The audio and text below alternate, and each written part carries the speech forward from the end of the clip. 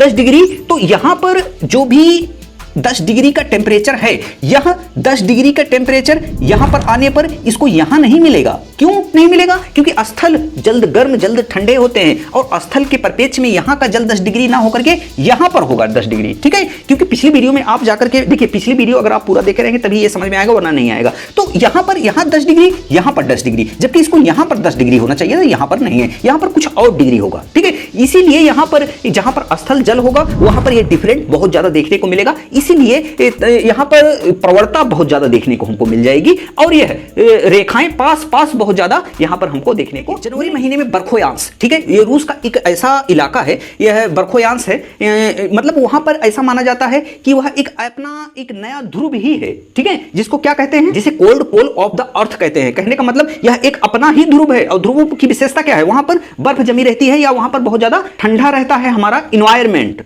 इसे पृथ्वी का शीत ध्रुव भी कहा जाता है। बरखोयांश में ऐसा इसलिए होता है कि बरखोयांश यहां पर स्थित है आर्कटिक वृत्त पर। ठीक है, आर्कटिक वृत्त क्या है वह आप मेंस के जीएस पार्ट में जाकर देख लीजिए। तो यहां पर एक आर्कटिक वृत्त गुजरती है जहां पर क्या होता है, बर्फ जमना शुरू हो जाता है, बहुत ज्यादा बर्फ वहां पर जमता है। अब देखिए यहां पर चूंकि ये स्टार्टिंग में ही बॉर्डर पर ही है, अब यहां पर क्या होता है, जो भी गर्मी आई वह वहां का बर्फ गलाने में खर्च हो जाती है। ठीक है, अब जब बर्फ गलाने में खर्च हो गई वह गर्मी, तो वहां पर क्या हुआ, वहां पर ठंडी एकदम ठंड माहौल हो गया। देखिए बर्फ गिरने से ठंडक नहीं होती है, लेकिन जब बर्फ गलती है तो बहुत ज्यादा ठंडा होता है माहौल वहां पर। अब सोचिए क्यों ठंडा होता है, बर्फ तो गल गई मतलब गर्मी आ गया, तो यहां पर ठंडा क्यों हुआ? नहीं, वहां पर जो भी गर्मी आई वह आपको प्रभावित नहीं की, बल्कि बर्फ को प्रभावित कर दी, मतलब बर्फ को ही गला दी। अब कोई भी चीज हो, कोई भी एनर्जी हो, अगर उसको इन्वेस्ट करेंगे, उसको खर्च करेंगे, तो उसका अस्तित्व हटेगा ना। कोई भी चीज हो जिसको आप इस्तेमाल करेंगे वह घटेगा, वह खत्म होगा। तो वहां पर जो गर्मी आती है वह इन्वेस्ट हो जाती है किसमें? पूरा बर्फ को गलाने में। पूरा जब बर्फ गल जाता है तो वहां पर क्या है, गर्मी का माहौल खत्म ही हो जाता है और वहां पर ठंडी का माहौल